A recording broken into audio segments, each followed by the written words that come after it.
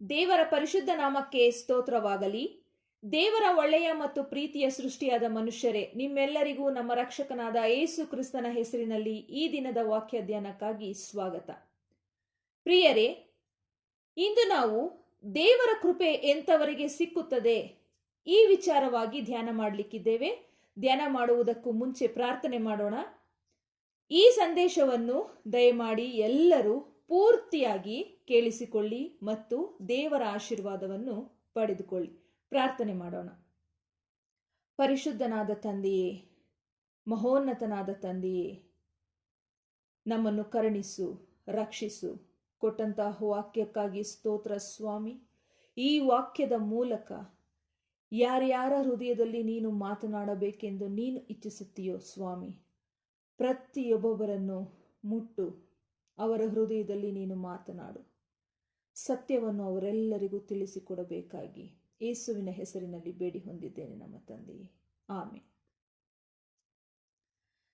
ಕರ್ತನಲ್ಲಿ ಪ್ರಿಯರೇ, ಇಂದು ನಾವು ಕೀರ್ತನೆಗಳು 33ನೇ ಅಧ್ಯಾಯ 22ನೇ ವಚನದಲ್ಲಿ, ಯೆಹೋವನೇ, ನಾವು ನಿನ್ನನ್ನೇ ನಿರೀಕ್ಷಿಸಿಕೊಂಡಿದ್ದೇವೆ, ನಿನ್ನ ಕೃಪೆಯು ನಮ್ಮ ಮೇಲೆ ಇರಲಿ ಎಂದು ಬರೆದಿದೆ. ಈ ವಾಕ್ಯದ ಆಧಾರದ ಮೇಲೆ ನಾವು ನಿನ್ನನ್ನೇ ನಿರೀಕ್ಷಿಸಿಕೊಂಡಿದ್ದೇವೆ, ನಿನ್ನ ಕೃಪೆಯು ನಮ್ಮ ಮೇಲೆ ಇರಲಿ ಎಂದು ಈ ವಾಕ್ಯದಲ್ಲಿ ಸ್ಪಷ್ಟವಾಗಿ ಬರೆಯಲ್ಪಟ್ಟಿದೆ. ಅದನ್ನ ನಾವು ಓದ್ತೀವಿ ಕೂಡ. ಆದರೆ ಅದನ್ನ ನಾವು ನಮ್ಮ ಜೀವನದಲ್ಲಿ ಎಷ್ಟರ ಮಟ್ಟಿಗೆ ನಡೆಸ್ಕೊಡ್ತೀವಿ, ಎಷ್ಟರ ಮಟ್ಟಿಗೆ ನಂಬ್ತೀವಿ ಅನ್ನೋದು ಈ ದಿನದ ನನ್ನ ಪ್ರಶ್ನೆ. ಬನ್ನಿ ಮುಂದೆ ನೋಡ್ತಾ ಹೋಗೋಣ. ಕರ್ತನಲ್ಲಿ ಪ್ರಿಯರೇ, ಇಂದು ನಮ್ಮ ಧ್ಯಾನ ದೇವರ ಕೃಪೆ. ಈಗ ನಾವು ನಮ್ಮ ದಿನನಿತ್ಯದ ಜೀವನದಲ್ಲಿ ನಾನಾ ವಿಧವಾದ ಬೇಡಿಕೆಗಳನ್ನು ದೇವರ ಮುಂದೆ ಇಡುತ್ತೀವಿ.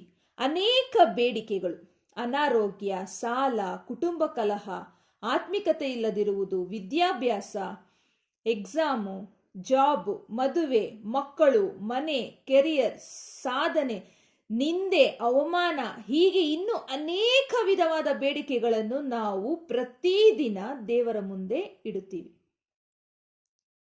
ಆದರೆ ನನ್ನ ಪ್ರಶ್ನೆ, ನಾವು ನಮ್ಮ ಮನಸ್ಸಿನಲ್ಲಿ ದೇವರನ್ನ ಯಾರು ಅಂತ ತಿಳ್ಕೊಂಡಿದ್ದೀವಿ? ಅವರಿಗೆ ಯಾವ ಸ್ಥಾನ ಕೊಟ್ಟಿದ್ದೀವಿ? ಉದಾಹರಣೆಗೆ, ಫಾರ್ ಎಕ್ಸಾಂಪಲ್, ಅಥವಾ ವೆರಿ ವೆರಿ ಇಂಪಾರ್ಟೆಂಟ್, ದೇವರ ಆಶೀರ್ವಾದದಿಂದ ನಮ್ಮ ಜೀವನ ನಡೆಸುತ್ತಿದ್ದೀವಾ ಅಥವಾ ಜೀವನ ನಡೆಸುವುದಕ್ಕಾಗಿ ದೇವರ ಆಶೀರ್ವಾದ ಕೇಳುತ್ತಿದ್ದೀವಾ? ಇದೇನು ಎರಡು ಒಂದೇ ಅರ್ಥ ಅಂತ ಅನ್ಕೊಳ್ತಿದ್ದೀರಾ? ಇಲ್ಲ, ಎರಡು ಒಂದೇ ಅಲ್ಲ. ಜೀವನ ನಡೆಸೋದಕ್ಕಾಗಿ ದೇವರನ್ನ ಆತುಕೊಳ್ಳೋದು ಬೇರೆ, ದೇವರನ್ನ ಆತುಕೊಂಡು ಜೀವನ ನಡೆಸೋದು ಬೇರೆ. ನಾವು ದಿನಾ ದೇವರ ಬಳಿ ಪ್ರಾರ್ಥನೆ ಮಾಡಿದರೂ ದೇವರು ನಮ್ಮ ಕಷ್ಟ ಸಂಕಷ್ಟಗಳನ್ನ ತೀರಿಸೋ ಒಂದು ಶಕ್ತಿ ಅಂತ ತಿಳ್ಕೊಂಡಿದ್ದೀವಿ, ಅದು ನಮ್ಮ ನಂಬಿಕೆ. ಆದರೆ ಅಂದ್ರೆ ನಮಗಿರುವಂತ ಎಲ್ಲಾ ಕಷ್ಟಗಳಿಂದ ಬಿಡಿಸೋ ಶಕ್ತಿ ಒಂದು ದೇವರು ಅಂತ ತಿಳ್ಕೊಂಡಿದ್ದೀವಿ ಅಲ್ವಾ? ಆದ್ರೆ ಆ ಒಂದು ಶಕ್ತಿ ನಮ್ಮ ಜೊತೆ ಇದ್ದರೆ ಹೇಗಾದ್ರೂ ದೇವರು ನಮ್ಮನ್ನ ನಡೆಸ್ತಾರೆ ಅನ್ನೋ ನಂಬಿಕೆ ಇದೆಯಲ್ಲ, ಅದು ದೊಡ್ಡದು. ಹೇಗ್ ನಡೆಸ್ತಾರೆ ಅನ್ನೋದಕ್ಕಿಂತ ಹೇಗಾದ್ರೂ ನನ್ನ ದೇವರು, ನನ್ನ ಸ್ವಾಮಿ ನನ್ನನ್ನ ನಡೆಸ್ತಾರೆ ಅನ್ನೋ ನಂಬಿಕೆ ಇದೆಯಲ್ಲ, ಅದು ದೊಡ್ಡದು. ಹಾಗಾಗಿ ನಾವು ಯಾವಾಗ, ಎಲ್ಲಿ, ಹೇಗೆ, ಯಾರ ಹೊಟ್ಟೆಯಲ್ಲಿ ಹುಟ್ಟಬೇಕು, ಹೇಗಿರಬೇಕು, ನಮ್ಮ ಬಣ್ಣ, ಆಕಾರ, ಇವೆಲ್ಲವೂ ಇಡೀ ನಮ್ಮ ಜೀವನ ದೇವರು ತನ್ನ ಅಂಗೈಗಳಲ್ಲಿ ಚಿತ್ರಿಸಿಕೊಂಡಿದ್ದಾರೆ. ಅದನ್ನ ತಿಳ್ಕೊಂಡ್ರು ಅದ್ರ ಬಗ್ಗೆ ಅರಿವಿಲ್ದಿರ ನಾವು ನಾನು ಅಂತ ಯೋಚನೆ ಮಾಡ್ತಾ ಇದ್ದೀವಿ. ಅಂದ್ರೆ ಅಯ್ಯೋ, ಮನೆ ಕಟ್ಟಬೇಕು, ಮಕ್ಕಳನ್ನ ಓದಿಸ್ಬೇಕು, ಕೆಲ್ಸಕ್ಕೆ ಹೋಗ್ಬೇಕು, ಅಯ್ಯೋ ಸಾಲ ತೀರಿಸ್ಬೇಕು, ನಾಳೆ ನಾವು ಏನ್ ತಿನ್ಬೇಕು, ಏನ್ ಹಾಕೋಬೇಕು, ನಾವು ಈ ಕೆಲಸ ಮಾಡಿದ್ರೆ ಮಾತ್ರನೇ ಬದುಕಕ್ಕೆ ಆಗೋದು, ಇದೇ ನನಗೆ ಸರಿಯಾದ ದಾರಿ, ನಾನು ಇದನ್ನೇ ಮಾಡಬೇಕು. ದುಡ್ಡು ದುಡ್ಡು ದುಡ್ಡು ದುಡ್ಡೇ ಮುಖ್ಯ, ದುಡ್ಡು ಇಲ್ಲದೆ ಬದುಕಕ್ಕೆ ಆಗಲ್ಲ. ಹೀಗೆ ಅನೇಕ ಯೋಚನೆ, ಆತುರ, ಈ ರೀತಿಯಾದ ಜೀವನದ ಓಟದಲ್ಲಿ ನಾವು ಓಡ್ತಾ ಇದ್ದೀವಿ. ನಾನು ಹೇಳ್ತಿರೋದು, ನಮ್ಮ ಸಮಸ್ಯೆಗಳಿಗಿಂತ ದೇವರು ದೊಡ್ಡವರು ಅಂತ ಬಾಯಿ ಹೇಳ್ತಾ ಇದೆ. ಮನಸ್ಸು ನನಗೆ ನನ್ನ ಸಮಸ್ಯೆಗಳೇ ದೊಡ್ಡದು ಅಂತ ಪೇಚಾಟದಲ್ಲಿ ಸಿಕ್ಕಾಕೊಂಡಿದೆ. ಅರ್ಥ ಆಗ್ತಾ ಇದ್ರ ನಾನು ಹೇಗೆ ಹೇಳ್ತಾ ಇದ್ದೀನಿ ಅಂತ? ಬಾಯಲ್ಲಿ ನಾವು ಏನು ಇದುವರೆಗೂ ತಿಳ್ಕೊಂಡ್ ಬಂದಿದ್ದೀವಿ, ಓದ್ತಾ ಬಂದಿದ್ದೀವಿ, ನಂಬಿ ಬಾಯಲ್ಲಿ ಮಾತ್ರ ನಾವು ಹೇಳ್ತಾ ಇದ್ದೀವಿ, ಸಮಸ್ಯೆ, ನನ್ನ ದೇವರು ನಿನಗಿಂತ ದೊಡ್ಡವರು ಅಂತ ಅಷ್ಟೇ ಬಾಯಲ್ಲಿ ಮಾತ್ರನೇ ಹೇಳ್ತಾ ಇದ್ದೀವಿ. ಅದನ್ನ ನಾವು ಅಳವಡಿಸ್ಕೊಳ್ತಾ ಇಲ್ಲ. ನಮಗಿರೋ ಸಮಸ್ಯೆಗಳೇ ಎಲ್ಲದಕ್ಕಿಂತ ದೊಡ್ಡದು ಅಂತ ನಾವು ಆ ಪೇಚಾಟದಲ್ಲಿ ಸಿಕ್ಕಾಕೊಂಡು ಒದ್ದಾಡ್ತಾ ಇದ್ದೀವಿ. ಕರ್ತನಲ್ಲಿ ಪ್ರಿಯರೇ, ದೇವರು ಯಾರು ತನ್ನನ್ನು ಹೆಚ್ಚಾಗಿ ಪ್ರೀತಿಸುತ್ತಾರೆ, ಯಾರು ಹೆಚ್ಚಾಗಿ ನನ್ನನ್ನು ಆತುಕೊಳ್ತಾರೆ, ಯಾರು ನೀನೇ ನನ್ನ ಸರ್ವಸ್ವ, ನೀನು ನಡೆಸಿದ ದಾರಿಯಲ್ಲಿ ನಾನು ನಡಿತೀನಿ ಅಂತ ತಲೆಬಾಗಿ ತಮ್ಮನ್ನ ತಾವು ದೇವರಿಗೆ ಯಾರು ಸಂಪೂರ್ಣವಾಗಿ ಒಪ್ಪಿಸುತ್ತಾರೋ ಅಂಥವರಿಗೆ ದೇವರ ಕೃಪೆ, ಕರುಣೆ, ಸಹಾಯ, ನಡೆಸುವಿಕೆ ಸಿಕ್ಕೇ ಸಿಕ್ಕುತ್ತೆ. ಹೆಸರಿಗೆ ಮಾತ್ರ ದೇವರೇ ನನ್ನ ನಡೆಸು ಅಂತ ಕೇಳ್ತೀವಿ. ಆದ್ರೆ ನಾನು ಇದೇ ದಾರಿಗೆ ಹೋಗ್ಬೇಕು, ಆಗ್ಲೇ ದೇವ್ರೆ ನನಗೆ ಒಳ್ಳೇದಾಗೋದು, ನಾನು ಗೆಲ್ಲಕ್ಕಾಗೋದು, ಹಾಗಾಗಿ ಅದಕ್ಕೆ ನನಗೆ ಸಹಾಯ ಮಾಡ್ರಿ ಅಂತ ನಾವು ಕೇಳ್ತೀವಿ. ನಾನೀಗಾಗ್ಲೇ ಒಂದು ದಾರಿ ನೋಡಿದ್ದೀನಿ, ನಾನು ಅದೇ ದಾರಿನಲ್ಲಿ ನಡಿಬೇಕು, ಅದೇ ನನ್ನ ಜೀವನಕ್ಕೆ ಒಳ್ಳೇದು ಅಂತ ಇಡೀ ಪ್ರಪಂಚನ ಸೃಷ್ಟಿ ಮಾಡಿರೋ ದೇವ್ರಿಗೆ ನಾವು ಒಪ್ಪಿಸ್ತೀವಿ. ಆ ಥರ ನಾವು ಒಪ್ಪಿಸ್ತೀವಿ. ಇದೇ ಒಳ್ಳೇದು ನನಗೆ ಗೊತ್ತು, ಈ ದಾರಿಗೆ ಹೋದ್ರೇನೆ ನನಗೆ ಒಳ್ಳೇದಾಗೋದು, ಇದನ್ನ ಮಾಡಿದ್ರೇನೆ ನನಗೆ ಒಳ್ಳೇದಾಗೋದು, ಇದೇ ಸರಿ, ಹಂಗಾಗಿ ನೀನು ನನಗೆ ಇದಕ್ಕೆ ಸಹಾಯ ಮಾಡು, ನನಗಿದು ಬೇಕು.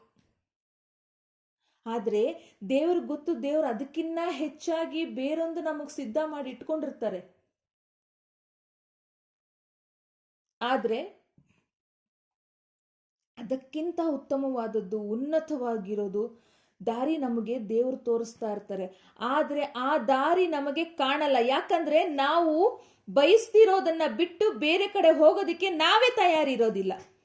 ದೇವ್ರು ನಾವ್ ಏನ್ ಬಯಸ್ತಾ ಇದೀವಿ ಅದಕ್ಕಿನ್ನ ಉತ್ತಮವಾಗಿರೋದನ್ನ ದೇವ್ರು ನಮಗ್ ಕೊಡೋದಕ್ಕೆ ರೆಡಿ ಆಗಿರ್ತಾರೆ. ಆದ್ರೆ ನಾವು ಆ ದಾರಿ ಕಡೆ ನೋಡೋದೇ ಇಲ್ಲ. ನಮಗಿದೇ ಒಳ್ಳೇದು ಅಂತ ನಾವು ತಿಳ್ಕೊಂಡಿರ್ತೀವಿ. ನಾವು ಏನು ಒಳ್ಳೇದು ಅಂತ ಈ ಕ್ಷಣಕ್ಕೆ ತಿಳ್ಕೊಂಡಿರ್ತೀವಿ.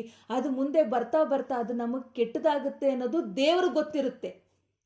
ಹಾಗಾಗಿ ನಾವು ಏನೇ ಬಯಸ್ತಾ ಇದ್ರು, ಏನೇ ಬೇಕು ಅಂತ ಕೇಳ್ತಾ ಇದ್ರು, ಅದನ್ನ ಕೊಡೋದ್ರಲ್ಲಿ ದೇವರು ಸ್ವಲ್ಪ ತಡ ಮಾಡ್ತಾರೆ. ನಮ್ಗೆ ನಾವು ತಿಳ್ಕೋಬೇಕು, ಇಲ್ಲಿ ಏನೋ ಆಗ್ತಾ ಇದೆ, ಮೋಸ್ಟ್ಲಿ ದೇವ್ರ ಇಚ್ಛೆ ಇಲ್ಲ. ದೇವ್ರೇ ನಿನ್ ಇಚ್ಛೆ ಇದ್ರೆ ಮಾತ್ರ ನನಗೆ ಕೊಡು ಅಂತ ಕೇಳಬೇಕು.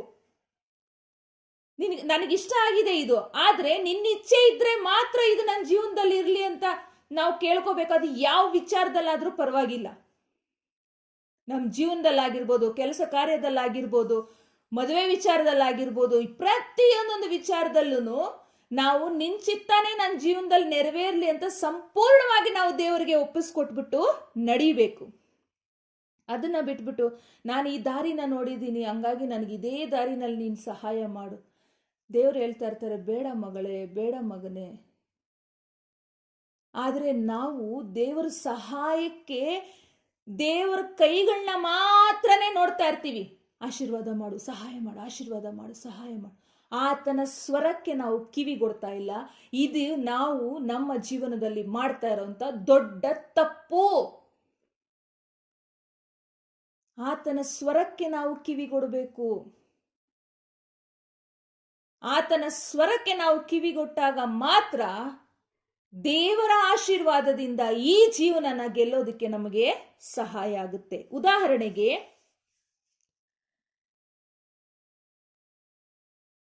ಕೊರೋನಾ ಬಂದಾಗ ಜೀವನದಲ್ಲಿ ದುಡ್ಡೇ ಮುಖ್ಯ, ಅದಿದ್ರೇನೆ ಎಲ್ಲ ಅನ್ನೋದನ್ನ ಕೊರೋನಾ ಕಾಲ ಸುಳ್ಳು ಮಾಡಿ ತೋರಿಸ್ತು. ಬರೀ ಒಂದು ಎಕ್ಸಾಂಪಲ್, ಬರೀ ದುಡ್ಡು ಬಗ್ಗೆ ಮಾತ್ರ ಮಾತಾಡ್ತಾ ಇದ್ದೀನಿ. ಅದನ್ನು ಬಿಟ್ಟು ಬೇರೆ ಇನ್ನೆಲ್ಲ ಇದಾವೆ ನಮ್ಮ ಜೀವನದಲ್ಲಿ. ಅವೆಲ್ಲದಕ್ಕೂ ನಾವು ಇದೇ ರೀತಿಯಾಗಿ ವರ್ತನೆ ಮಾಡ್ತಾ ಇದ್ದೀರಿ. ನನ್ನ ಹತ್ರ ಕೋಟಿ ಹಣ ಇದೆ ಅಂದ್ರೂ ಸರಿ, ನಾನು ಬಡವ ಅಂದ್ರೂ ಸರಿ, ಯಾರು ಆ ಸಾವನ್ನ ಎದುರಿಸಿ ನಿಲ್ಲಕ್ಕೆ ಆಗಲಿಲ್ಲ. ಕೋಟಿ ಇದ್ದಂಥವರು ಮಣ್ಣಾದ್ರು, ಬಡವರಾಗಿದ್ದವರು ಮಣ್ಣಾದ್ರು.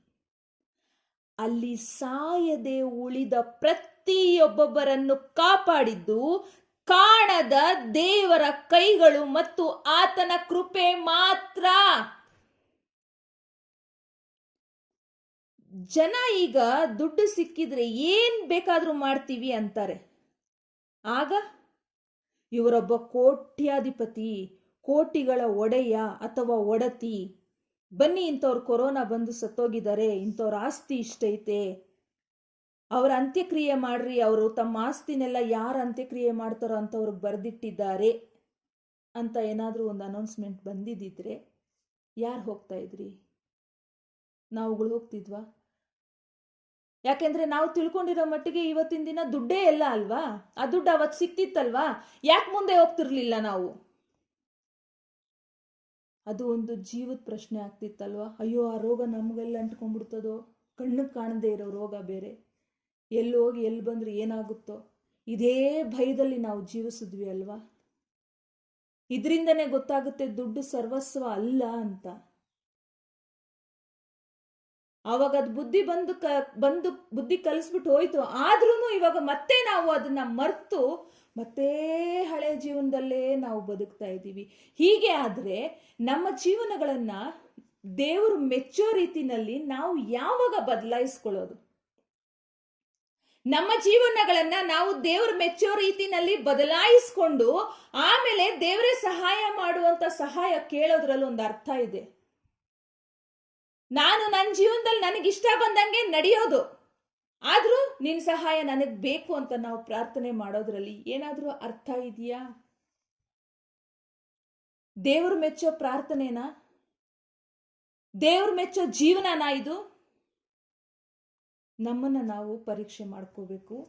ನಾನು ಹೇಳ್ತಾ ಇದ್ದೀನಿ, ಸಂಪೂರ್ಣವಾಗಿ ನಮ್ಮನ್ನ ನಾವು ದೇವರಿಗೆ ಒಪ್ಪಿಸಿಕೊಡ್ಬೇಕು. ದುಡ್ಡು ಬೇಕು ನಿಜ, ನಾನು ಬೇಡ ಅಂತ ಹೇಳ್ತಿಲ್ಲ. ಆದರೆ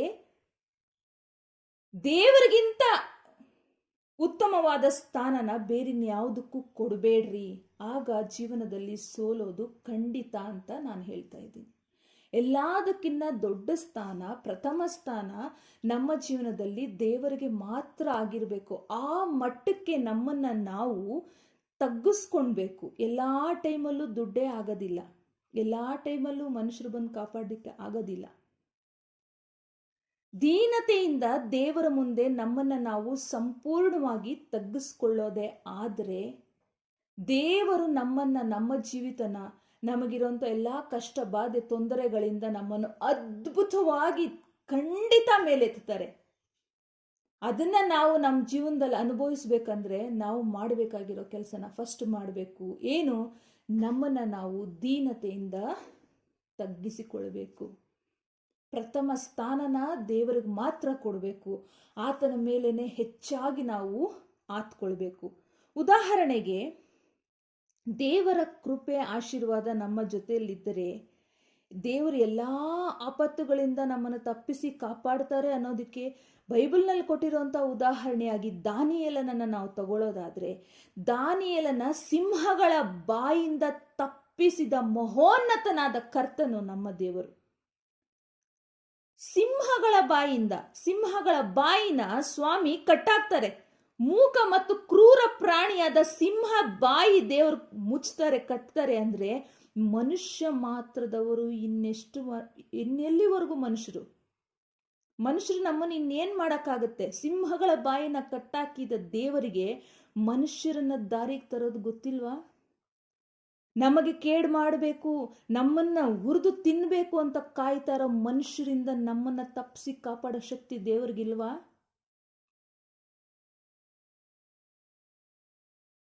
ನಮ್ಮನ್ನ ನಾಶ ಮಾಡಬೇಕು ಅಂತ ಕಾಯ್ತಾ ಇರುವಂತ ಸಮಸ್ಯೆಗಳಿಗಾಗ್ಲಿ, ಸೈತಾನ ತಂತ್ರೋಪಾಯಗಳಿಗ ಅವೆಲ್ಲವುಗಳಿಂದ ಬಿಡಿಸಿ ಕಾಪಾಡೋದಕ್ಕೆ ದೇವರಿಗೆ ಶಕ್ತಿ ಇಲ್ವಾ? ದಾನಿಯೇಲ ಹೇಗೆ ನಂಬಿಕೆಯಿಂದ ಧೈರ್ಯವಾಗಿ ಸಿಂಹಗಳ ಗವಿಗೆ ಹೋದ್ನೋ, ನಾವು ನಮ್ಮ ಜೀವನದಲ್ಲಿ ಹಂಗೆ ನುಗ್ಬೇಕು.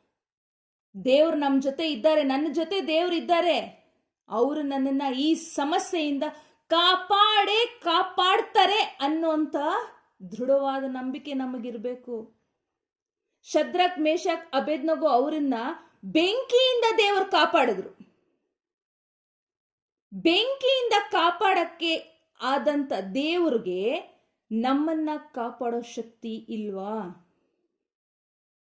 ಬೆಂಕಿಯಿಂದ ನಮ್ಮನ್ನ ಕಾಪಾಡೋ ಶಕ್ತಿ ದೇವರಿಗೆ ಬಿಟ್ರೆ ಇನ್ಯಾರಿಗಾದ್ರೂ ಇದೆಯಾ? ಅದು ಒಂದು ಸುಟ್ಟ ಗಾಯನೂ ಆಗದಿರಾ, ಸುಟ್ಟ ವಾಸನೆನೂ ಇಲ್ದಿರಾ, ಆ ಬೆಂಕಿಯಲ್ಲಿ ಸುಟ್ಟು ದಗ ದಗ ದಗ ದಗ ಉರಿತಾ ಇರೋ ಬೆಂಕಿಯಲ್ಲಿ ಯಾರು ಅವರನ್ನ ಎತ್ತಾಕದವ್ರು ಸುಟ್ಟೋದ್ರಂತೆ. ಆದ್ರೆ ಹಾಕಲ್ಪಟ್ಟವರು ಆ ದಗದಗ ಉರಿಯೋ ಬೆಂಕಿ ಒಳಗಡೆನು ಆ ದಗೆ ಇಲ್ದಿರ ಸ್ವಾಮಿ ಜೊತೆನಲ್ಲಿ ಮಾತಾಡ್ತಾ ಆರಾಮಾಗಿ ಓಡಾಡ್ತಾ ಇದ್ರಂತೆ. ಎಷ್ಟು ಒಳ್ಳೆ ಆಶೀರ್ವಾದ ದೇವರಿಂದ ಆದಂತ ಎಷ್ಟು ಅದ್ಭುತವಾದ ಕಾರ್ಯ ಇದು. ಇವತ್ತಿನ ದಿನ ನಾವು ದಿನಾ ಪ್ರಾರ್ಥನೆ ಮಾಡ್ತಾ ಇದ್ದೀವಿ, ನಂಬ್ತಾ ಇದ್ದೀವಿ, ಆದ್ರೆ ದಾನಿಯೇಲನಲ್ಲಿದ್ದಂತ ನಂಬಿಕೆ ನಮ್ಮಲ್ಲಿದೆಯಾ? ಶದ್ರಕ್, ಮೇಷಕ್, ಅಬೇದ್ನಗೋ ಅವರಲ್ಲಿ ಇದ್ದಂತ ನಂಬಿಕೆ ನಮ್ಮಲ್ಲಿದೆಯಾ? ನಮ್ಮಲ್ಲಿ ಆ ನಂಬಿಕೆಗಳಿದ್ದಿದ್ದೇ ಆದ್ರೆ ಖಂಡಿತ ದೇವರು ನಮಗಿರುವ ಎಲ್ಲ ಸಮಸ್ಯೆಗಳಿಂದ, ಇಂಥದ್ದೇ ಸಮಸ್ಯೆ ಅಂತಲ್ಲ, ಪ್ರತಿಯೊಂದೊಂದು ಸಮಸ್ಯೆಗಳಿಂದ ನಮ್ಮನ್ನ ಬಿಡಿಸಿ ಕಾಪಾಡೋದಿಕ್ಕೆ ದೇವರಿಗೆ ಶಕ್ತಿ ಇದೆ. ಮತ್ತೆ ಆತನೊಬ್ಬನಿಂದ ಮಾತ್ರನೇ ಸಾಧ್ಯ. ಹಾಗಾಗಿ ನಮ್ಮನ್ನ ನಾವು ಸಂಪೂರ್ಣವಾಗಿ ದೇವರಿಗೆ ಒಪ್ಪಿಸ್ಕೊಡ್ಬೇಕು. ಯಾವಾಗ ನಮ್ಮನ್ನ ನಾವು ಸಂಪೂರ್ಣವಾಗಿ ಒಪ್ಪಿಸ್ಕೊಡ್ತೀವಿ, ಆಗ ಹೃದಯ ತುಂಬಿ ಮನಸ್ಫೂರ್ತಿಯಾಗಿ ಹೇಳ್ರಿ, ಯೆಹೋವನೇ, ನಾವು ನಿನ್ನನ್ನೇ ನಿರೀಕ್ಷಿಸಿಕೊಂಡಿದ್ದೇವೆ, ನಿನ್ನ ಕೃಪೆಯು ನಮ್ಮ ಮೇಲೆ ಇರಲಿ. ಪ್ರಾರ್ಥನೆ ಮಾಡಿಕೊಳ್ಳೋಣ. ತಂದೆಯಾದ ದೇವರೇ, ಪರಿಶುದ್ಧನಾದ ತಂದೆ, ನಿನ್ನ ಪರಿಶುದ್ಧ ನಾಮಕ್ಕೆ ಸ್ತೋತ್ರವಾಗಲಿ. ಕೊಟ್ಟಂತ ವಾಕ್ಯಕ್ಕಾಗಿ ಸ್ತೋತ್ರ ಸ್ವಾಮಿ. ಈ ವಾಕ್ಯಗಳ ಮೂಲಕ ನಮ್ಮ ಹೃದಯದಲ್ಲಿ ನೀವು ಮಾತನಾಡಿದ್ದಕ್ಕಾಗಿ ಸ್ತೋತ್ರ ಸ್ವಾಮಿ. ನಮ್ಮ ಮೇಲೆ ನೀವಿಟ್ಟಿರುವ ಅಪಾರವಾದ ಪ್ರೀತಿಗಾಗಿ ಸ್ತೋತ್ರ ಸ್ವಾಮಿ. ನಾವು ನಿನ್ನನ್ನು ಕಾಣದೆ, ನಿನ್ನಲ್ಲಿ ಪ್ರೀತಿ ಇಡದೆ ಸ್ವಾಮಿ ಅಲೆದಾಡಿ ಸಾಕಾಗಿ ಸುಸ್ತಾಗಿ ಇಂದು ನಿನ್ನ ಮುಂದೆ ಮೊಣಕಾಲೂರಿ ಕೂತಿದ್ದೇವೆ ತಂದೆಯೇ. ನೀವೇ ನಮಗೆ ಎಲ್ಲ. ಯೆಹೋವನೇ, ನಾವು ನಿನ್ನನ್ನೇ ನಿರೀಕ್ಷಿಸಿಕೊಂಡಿದ್ದೇವೆ. ನಿಮ್ಮ ಕೃಪೆಯು ನಮ್ಮ ಮೇಲೆ ಇರಲಿ. ನಮ್ಮ ಜೀವಿತವನ್ನು ನಡೆಸು. ಅದ್ಭುತವಾದ ರೀತಿಯಲ್ಲಿ ನಮ್ಮನ್ನು ಕೈ ಹಿಡಿದು ನಡೆಸು. ನಮಗಿರುವಂಥ ಎಲ್ಲ ಬಾಧೆಗಳಿಂದ, ಕಷ್ಟಗಳಿಂದ, ಸಂಕಷ್ಟಗಳಿಂದ, ನೋವು, ಅವಮಾನ, ನಿಂದೆಗಳಿಂದ ನಮ್ಮನ್ನು ತಪ್ಪಿಸಿ ಕಾಯ್ದು ಕಾಪಾಡಬೇಕಾಗಿ ಬೇಡಿಕೊಳ್ಳುತ್ತೇನೆ ನಮ್ಮ ತಂದೆಯೇ. ಎಲ್ಲ ಘನಮಾನ ಮಹಿಮೆ ನಿನಗೆ ಸಲ್ಲಿಕೆಯಾಗಿರಲಿ. ಯೇಸುವಿನ ಹೆಸರಿನಲ್ಲಿ ಬೇಡಿ ಹೊಂದಿದ್ದೇವೆ ನಮ್ಮ ತಂದೆಯೇ. ನಮ್ಮನ್ನು ನಾವು ತಗ್ಗಿಸುತ್ತೇವೆ. ಆಮೇನ್.